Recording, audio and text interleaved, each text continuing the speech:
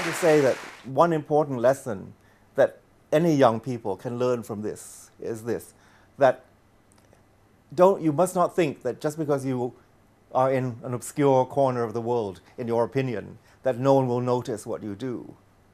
You know, we have, not only do people fly around everywhere, music critics, you know, people who love opera, people who can actually do something for your career, they actually travel all over the world all the time, and they see everything you do. Not only that, but what you do is not only seen, but it's also commented on and written about all over the world.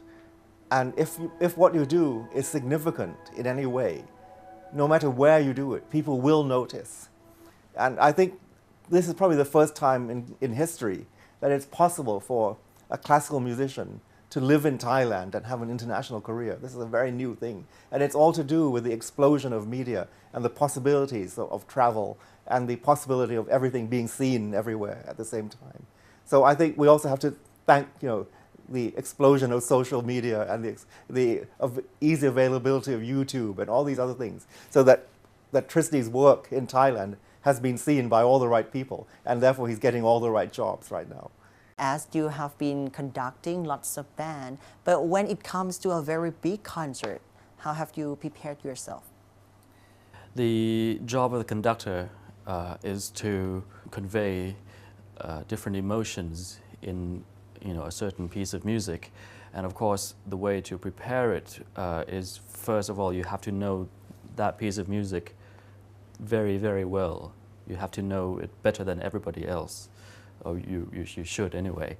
It's not always how it turns out, but yes. So you just have to study the score, the conductor's score very well of that piece of music, and then the second step is you have to have opinions about that piece, because otherwise it won't be boring usually.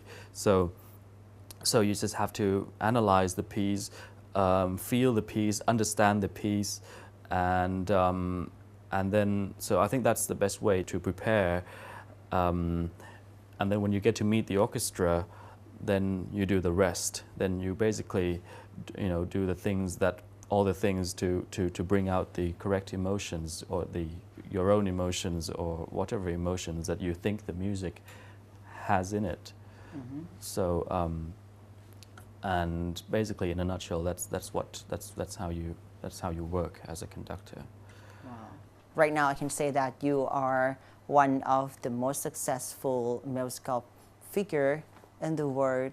But talking about your family, how do they support you along the way? My family, they've supported me very well, starting from when I was 15, when my dad took me out of school, because he felt that since I was so much into music anyway, it wasn't necessary for me to learn all the other things that I may end up not using in the future. And so he thought it wasn't a bad idea for me to focus on the thing that I loved most, which was music, and the thing that I was obviously not bad at. So that's, they've been quite supportive. I've had no problem when it comes to support from my family. Now, talking about the classical music in the foreign countries, how many musical figures from Asia involved with that musical industry? There are many conductors from Asia. I mentioned Seiji Ozawa, who's one of the most well-known conductors in the world. He's Japanese, so that's one example. He also has he's also with the same agency as I am. And there are also other figures. There's this female Chinese conductor who's actually the first woman to become the resident conductor of an orchestra in Italy. Mm-hmm. I conducted the orchestra that she's the resident conductor of recently. There are many Asian conductors in the world. but not that many. Obviously, not as many as Western conductors, but you know, it's growing. I think. I hope. Yeah. I see. Now back to Thailand. How do you see classical music in Thailand? It's also improving. It's improving quickly, and you know, I've been fortunate enough to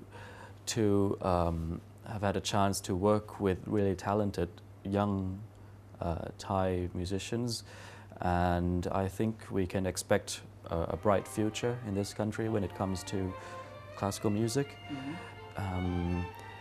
And you know, there are many great institutions that are producing great people, really talented people, and I think we can be quite happy about the way that it's going. You know, in the last year, for example, I've developed a symphony orchestra consisting entirely of people from the age of 12 to 25. I did this because there was no large-scale sort of venue or avenue for young people to make real music. Because if you join the average school orchestra, you will not be able to play major symphonies or major pieces of music.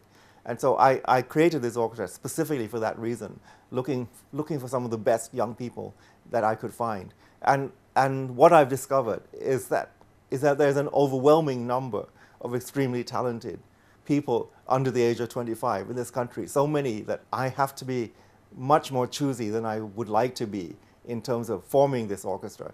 And we've already performed, in 1 year, the orchestra's already performed more than 30 concerts. They produced their first CD. They're about to go on tour in Europe. And I think that it was merely a question of, as I say before, it's always just a question of opening the door. They're ready to go already. I think there are three things that make up, that will lead you to success. And the first thing is to know what you like and what you're good at. And the second thing is to work at it. And the third thing is to know how to seize opportunities. And I think if you can do these three things, then you're well on your way. You're well on your path to success in whatever